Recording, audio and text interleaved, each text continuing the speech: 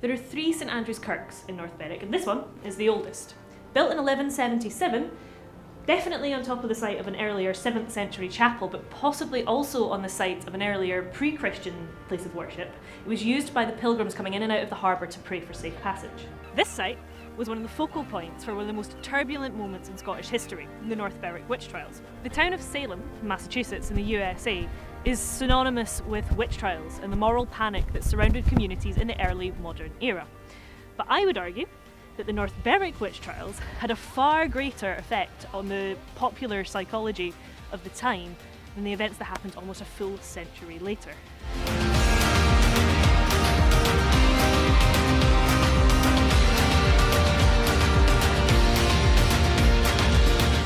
Allow me to set the scene for you.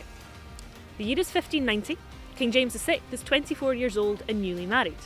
The University of Edinburgh is only 8 years old, and England and Spain are more or less solely occupied with each other.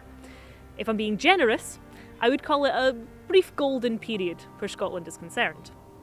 The area where I'm standing is the Old Kirk Green in North Berwick. Now, this is one of my favourite areas of the town for a few reasons. Not only is it a beautiful open green space with the ruins of the old 12th century St Andrew's Kirk, but it was also the stage for one of the most dramatic events of the 16th century.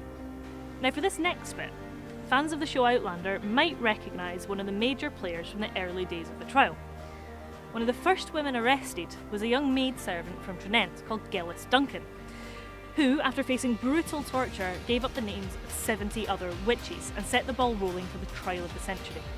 Accounts of what happened were published in a pamphlet that was produced in London, called The News from Scotland, declaring the damnable life of Dr. John Fian, a notable sorcerer who was burned at Edinburgh this January last, which was later reproduced in James's own book, Demonology. Now that makes a lovely fireside story, but there's another side to these witch trials that, though less spooky, I find all the more interesting. One of the other men accused of being involved, in fact the man who was accused of being at the root of the whole plot, is a man called Francis Stewart, the 5th Earl of Bothwell. Now, Bothwell's a very interesting character. He's the king's cousin, but he's also the nephew of the 4th Earl of Bothwell, who was executed for his involvement in the king's father's death. Now, that makes Francis Stewart's accusations of treasonous witchcraft a little bit convenient. Whatever the motivation behind the North Berwick Witch Trials, the fact is that they were the first in a series of 5 major persecutions, known collectively as the Great Scottish Witch Hunts. They were also a major power move for James. North Berwick is a town with a colourful and varied history, but we just don't have time to go over it all today. But if you know something about the town that we've maybe missed, why don't you leave us a comment below?